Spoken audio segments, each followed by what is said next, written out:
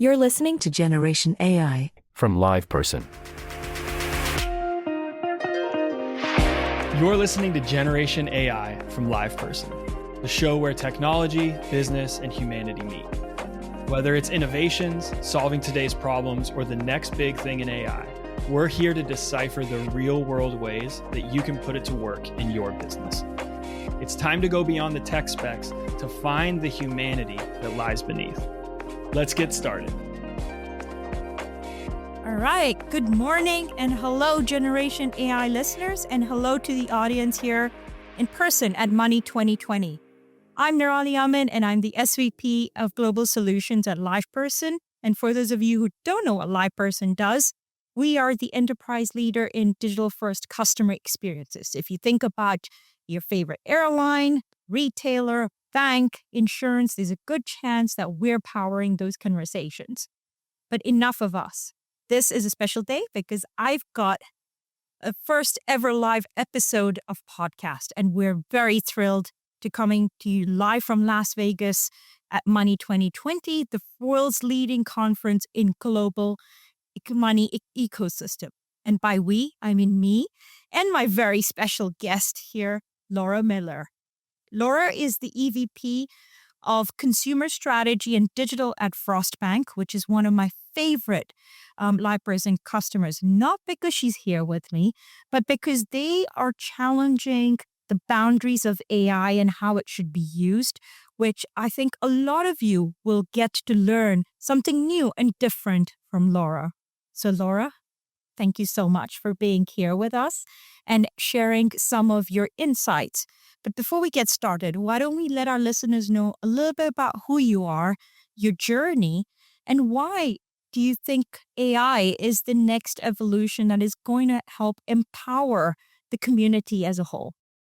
Thank you, Nirali. Thanks for having me as your guest today. I'm really enjoying the conference so far, and I had a great time at breakfast this morning. So I'm Laura Miller. I work for Frost Bank. We're a Texas-based financial institution. We've been around for more than 150 years. And I like to say that if you're from Texas, you know who we are. And we hopefully know who you are. We're in your communities, and our bankers are part of your communities. And it's really an honor to work for such a great brand.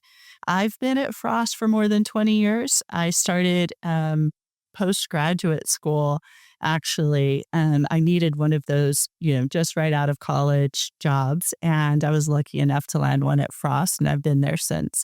And I think that's really not an uncommon story in our company, where a lot of people have made their careers and made their homes at this brand institution that we're really proud of. And we're definitely a group of really motivated and customer-centric individuals who want to make Texas and our Texan communities really successful. So I'm excited to be at a juncture in my career where I have the opportunity to do that. I started out in IT for 10 years working on a team that built Frost Online Banking, and later went on to build the Frost mobile app. So those platforms are homegrown for us. And then I went on to lead our digital marketing group and eventually landed back in digital to formalize our product practice. And then after a couple of years, Frost had a strategy position that I filled, and I've been working on emerging tech strategy while still leading digital product and design. And interestingly enough, the intersection of emerging tech and digital makes a lot of sense, right? So especially now, with enterprise AI strategy being a focal point for the company, and especially thinking about it from a customer-centric bent. I love that 150 years. Wow, what a journey for an organization, and your journey within that part of the culture is so important. I purposely use the word community when I talked about AI, because knowing how you're looking at your strategy, not just for customers, but agents. Can you talk to me a little bit about, the evolution as part of your role from a strategy perspective, and how do you see AI impacting both customers and agents particularly? That's such a good question. As a strategist, it's not uncommon for me to hear a lot about the hopes and visions of the people that work at Frost that want to make customers' lives better. Sometimes I'll hear requests for strategies around how to make a banker available to every person that needs one, or how to scale the humanity of our great customer experience as the company grows. Just minor, small revisions and things to think through. And it's, it aligns really well with our overarching goal to make customers' lives better. And at the same time, those are really nebulous, visionary sort of asks, right? As a strategist, my job is help broaden the aperture of our thinking, zoom out so that we're really taking into account what's happening in the world around us, which is the world that our customers and our employees and ourselves live in, and make sure that we're really in touch with both the good and the bad, the highlights and the lowlights of living in that world, and make sure that we're not getting caught up in hype cycles and in what's popular at the moment. And we're really thinking genuinely about those interactions with those humans and what we can do to have a lasting effect. And from a business perspective, our goal is, safe, sound assets, thus the 150 plus years of remaining relevant and not just in business, building long-term relationships and long-term deep relationships where we actually know our customers, speak to them every day, enjoy speaking to them, even the folks who are in digital, speaking to customers every day, to help promote organic growth. And so it's interesting that it feels like the words of some of our leadership really do ring true, and that if you take care of your customers and your employees, then success will come.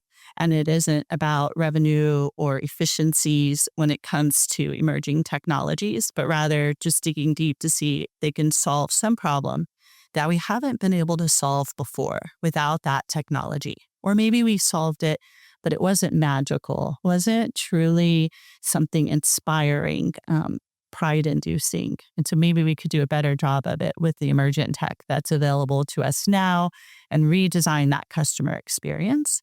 So when I think about AI and I think about where we are as a company, I think that some of those generational issues of how to make a banker available to everyone who needs them, how to help a customer find financial belonging, no matter where they come from, what their financial status is, are things that AI can help us do. And that's been the lens for us in our AI strategy, is really to say, what have we not been able to master? Try as we might in the last decade, where do we think we could do a better job? Where can we supercharge our humans and our connectivity with our customers? And so it's been less of a conversation about cost savings or resource efficiencies, and more of a conversation about the humanity of AI. I love that, because what you're doing, as you just said, is you're taking the hype out of it. You're putting a very thoughtful structure around how you want to leverage AI for the greater good. So when you think about, your commitment to human conversations, as we talked about earlier towards breakfast, and how Frost Bank is approaching that, you're taking a very unique approach to that. You're not going all out where others are looking at it from a front-end perspective, if I may say so. You're looking at it from, how does Frost stay true to the human-to-human element, bring more time into meaningful, impactful conversations? How have you started that journey into driving that with leveraging AI? How are your agents leveraging it so they can find more time to stay more connected with customers? Sure. If you log into the Frost mobile app today or into online banking, if you chat with us or you call us, you'll notice that a human picks up right away. There are no call trees, no chatbots, no transferring of the individual once somebody answers. It's truly meant to be a warm welcome, just like if you walked into a branch and we open the door for you, which yes, we do, shake your hand. Thank you for being there. And we want to create that same human experience in our digital channels. And I think we've done a really great job. Our CSAT through chat ranges between 97 and 98, and which is about right. Our contact center is usually about 98, 99. And so that making sure that those digital connections, have the same customer experience quality as human interactions do in our other channels. And as the calls that come into our contact centers have, is incredibly important to us. LivePerson has been our chat partner since day one. I recall having those inaugural conversations about the fact that we weren't going to use bots. And I think the team at LivePerson was surprised and also really pleased to get to build something that's truly unique in terms of a customer experience with us. And they've continued to do that as we've brought them use cases that don't fit the industry model over the last 3 years. And that support and that strategic partnership's been incredibly important for us. We start with why, and we explain why those human interactions are necessary and why we're proud of them and why our customers have come to depend on them. And the LivePerson team is really just part of the outcome producing process that we have in regards to that. So we are using Agent Assist. Our chat agents have access to the LivePerson's Assist AI. And what it really does is prevent them from having to search an extensive knowledge base, and while they're also trying to service a customer. And I think that enables them to focus more time on the customer themselves, to be empathetic, to talk about their day. What most companies would consider unnecessary small talk, we consider getting to know our customer, being able to add notes and really talk to them about what's going on. Maybe provides an opportunity to hear some other things that are on their mind, not just what the purpose of that call was initially, and possibly to turn what could have been a negative or detractor situation into a positive, even though they've had to reach out to us to resolve an issue. So that's been incredibly important. And then using that conversation analysis to see those trends throughout the chat interactions. And I think the other thing for us that's been really fascinating, Nirali, is it's not just about not having to search a knowledge base. As we nurture our AI partner, we are really looking to make sure that it is a reflection of our agents, the best of the best, and their level of empathy and caring and their listening skills, listening for how a customer is really doing, whether there's something else that we could do to go above and beyond. And that AI gives them the opportunity to really listen with both ears. And at the same time, our AI partner is becoming more empathetic. And as our agents move through the cycle of their day and they start to become fatigued, just as we all do in our work days, which are ever increasingly busy, it helps them maintain focus and reminds them about empathy. And I was actually surprised when one of our agents pointed out to us that when they're having a particularly tough conversation, sometimes that AI and its empathy and the words it's generating and its recommendations remind them that their job is to be human and to be empathetic.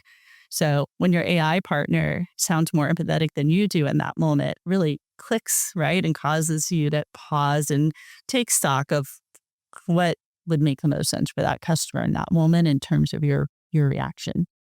So many light bulb moments in here for me. So wow. I think for our listeners and all of you who are contemplating generative AI, just like how Laura and the team at Frostbank are doing, I'm urging all of you to think differently. You don't have to follow a model that everyone is following. Having a human-to-human connection, but supported by AI in the background, as Laura just mentioned, can still yield amazing results. When you're talking the high 90s on a CSAT, that's phenomenal. And second, when there is feedback directly from agents to say that the AI is giving them the right language, words to be even more empathetic to that situation, is phenomenal because that just busts two major myths that are out there in the market today, that everything has to be customer facing. It's all about cost efficiency. It's all about reducing cost. And on the flip side is AI can never be empathetic. AI can never support in the way that you want to be supported from a humanistic element. And you've just busted both those myths in one. Can I just double click on one area with the agents in particular? How beyond the empathetic example that you just gave, or what other benefits are they seeing? Is it giving them more time to be deeper into those conversations? I'm now really curious about what other light bulb moments are you seeing, or what other examples have you seen for the AI supporting the agent in this manner? That's a great point. There are other things that the LivePerson product's doing for us. So really cutting back on note taking by summarizing conversations and helping with some of the quality assurance and analytics of those chats, right? All of those things do save us time. What we're doing with that time and what the intent of that time savings is, right? What's the purpose that it serves for us and for our agents is really the question of the day. And I think where we are now, where we'll be a year from now, look a little bit different. At this moment, we're spending that time making sure that we're training our AI appropriately. So the extra time we have allows the agents to provide feedback, point out gaps in our knowledge base, and confer with each other about the quality of the responses and improving upon that. Once we have that mastered, just based on where we are and the rapid progress there, I think won't be long. Then what we do with that extra time remains to be seen. I think one thing for sure is we're interested in having more conversations in moments that matter with customers, whether that's because they're overdrawn or maybe they've had a fraud situation. And those are high volume, sensitive phone calls. It makes a lot of sense that a customer would want and need a human in those moments. And we want to make sure that we're available with no wait for a customer to be able to reach out to us, or for us to proactively reach out to a customer through a digital channel and pick up a conversation with them. And that's really what we've been zoomed in on the last couple of months with our partners at LivePerson. So if a customer is overdrawn, I think that looks really different at different financial institutions. It's such a sensitive topic for customers and for banks alike. And one of the things that we strive to do at Frost is to make that a curative experience. So not just fixing the overdraft, but really being able to have a conversation with a customer about what the root cause of that is and whether there's anything that we can do to help remediate that recurrence over time. And so I think it opens up the opportunity for our agents to get more involved and to have time for those more meaningful conversations. Driving personalized, connected experiences. I love that. When you touched on fraud as a bank, who is a very, very highly regulated space, how did you go about getting risk, compliance, governance, that framework that banks have, which are fairly rigid, sometimes outdated. And when you're deploying new capabilities that are innovative, like generative AI, talk to us about how you've gone about getting the right approvals. And more importantly, how are you helping your peers who sit in these governance committees to start thinking futuristic as part of your role? Because this is just the start. It's going to grow. It's going to evolve. Your use cases may demand more support for agents as well. So can you help us understand that process? I can. I have to just give a shout out, kudos to all of the folks who've been working on this at Frost Bank, especially our leadership and our CIO, Linda Albornoz, who leads our Responsible AI Council. They're a remarkable group of people in that they understand they've got two jobs to do here. The job they do at Frost every day, whether that's mitigating risk or running an IT organization. And then the other thing that we've agreed to do together, which is to have an explorer's mindset and to really think about what AI can do for our company that we hadn't been able to do at scale before as a group of leaders. So is there anything we left on the table in terms of our hopes for the company that AI might be able to help us accomplish? And part of that explorer's mindset really involves listening to what's happening in the world around us, as well as our employees and their use cases and the things that the mundane tasks that they would like to let go of in lieu of doing something that provides more purpose. And that group has been really supportive all the way around. We spend a lot of time together. We listen to our legal counsel and our compliance folks and audit regularly in those group discussions. And we ask all of that leadership group to hear the use cases and to understand the why behind them and what it is that we're trying to do and to create alignment. So I'd say that council has really been a blessing for us in that we weren't sure exactly what we were after when we started. But we most definitely have gotten closer in terms of understanding what we do and don't want AI to be in the role that it can or shouldn't have within the company. And then we have iterated on our due diligence process, and we've agreed to stay a little closer to it and more involved in the first 12 months as we are building scalable processes and workflows to help support AI. And the other thing that we've done is really thought about all of the things that we do incredibly well as a company today and how we can leverage those people and teams and processes as we embark on our AI journey instead of standing up a separate line of business or department around AI. We've really thought about that more as a federated model and have asked our chief risk officer and others to sit in that responsible council and help us make smart decisions every time we get together. So it's been a lot of fun. And then a lot of employee education. And that has been also a really interesting journey for us, even as our CISO and others are partnering with our culture group to talk to our employees about what makes sense in terms of using AI in their day-to-day roles and where we would prefer that they hold off for now. So I think that's been also really helpful as seeing that level of involvement even at the C-suite. It's change management, something that is sometimes so underrated and a forgotten thing. It's very clear that through change management, it's been important to success. One, getting the leadership and I would say the council aligned.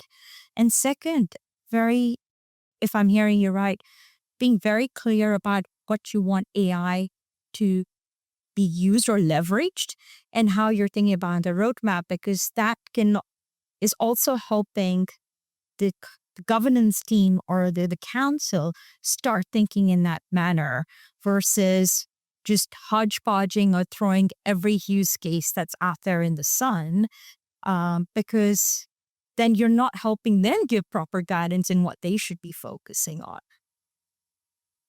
Like that. That's a really good point, because we on the other side have seen successes like you just talked about in the right governance committees being formed, and the other side of where sometimes it's taken brands 9 months to 18 months to get something approved. But I think the constant success that we've seen is where it has also worked in creating the right frameworks, adhering to it, and setting up very clear guidelines. Because, yeah, I agree. The CISOs, the legal teams don't have an easy job. They have to do a lot of research. It is their role to ensure not only the brand is safe, secure, but they're also doing it to ensure that your customers feel safe and secure by banking with you. So, listeners, I think a very important point: the right framework, the right buy-in, but more importantly, having the right use cases or the right strategy and roadmap on how AI can be leveraged to fast track and help drive an understanding of what the impacts on the business is going to be. Laura, one last question for you. What's next for Frost and more broadly, the financial services industry when it comes to AI? Wow, that's a huge question, right? And I've been hearing a lot that AI is an arms race, and I tend to disagree, shockingly, right? It's not an arms race. We were here when the internet happened, then digital banking and what some would call a transformation. And here we are again when it comes to AI being just one of those huge generational movers. And I don't think that it's a race. And if it is one, then I think it's one that slow and steady is going to win. I think that it is sometimes not a matter of all of the things that you choose to do with AI. It's a matter of curating that very closely and making really wise decisions about what not to do right now. Timing is so critical. I think financial institutions, especially traditional banks, might feel like it's it's a space where they could be prohibitively behind if they don't move and move fast. And I think that movement is good, but I think it should be at a speed that makes sense for your organization.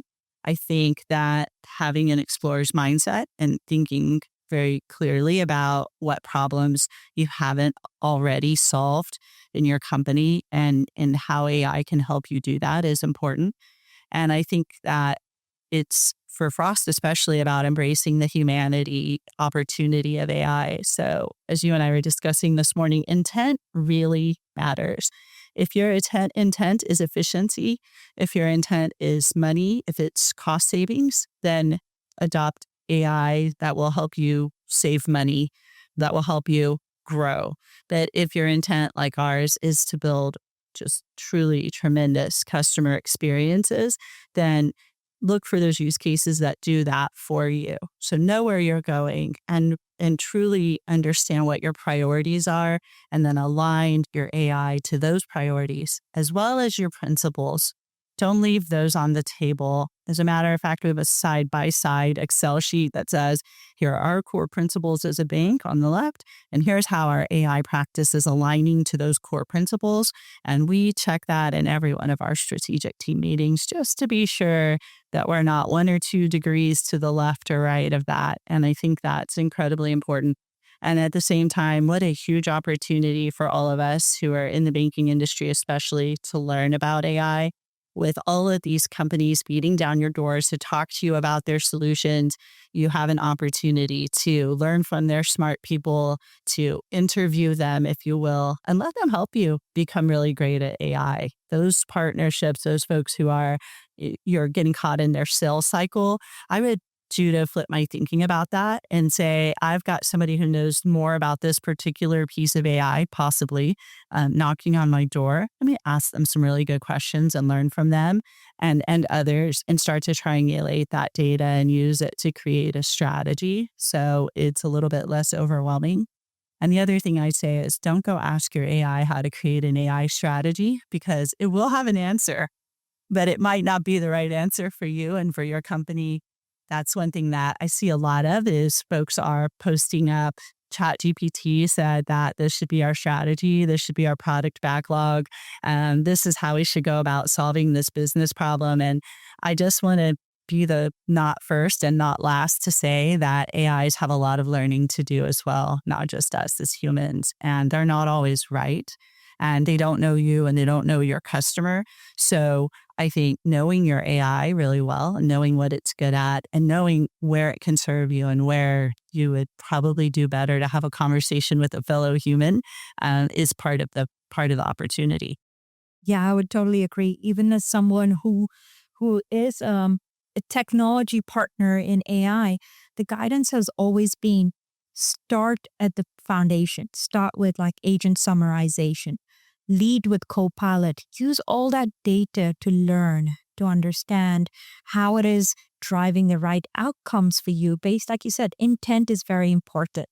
Whether you're in there to find every 2 minutes, 30 seconds of an agent's time, it's for you to then decide, do you want that time savings in a dollar measure, or do you want that time savings to be reinvested in the business in a different manner?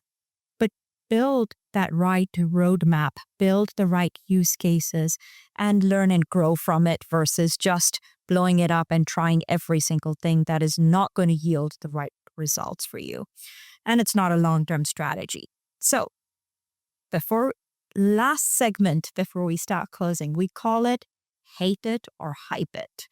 This is where both of us will have 60 seconds to talk about an amazing experience or a really bad experience where AI or technology has proven. I'll start. I'll put the timer on here on my phone so we can stay true to it. And then what we can then do is talk about a narrative. All right. So I have a hype example. Was traveling for Money 2020. My flights got delayed. And I was with United Airlines. What was amazing was not only did I get the next connection gate at Denver Airport, which changed, it gave me the link to the interactive map. Anyone who knows me, I get lost. How many minutes is it going to take?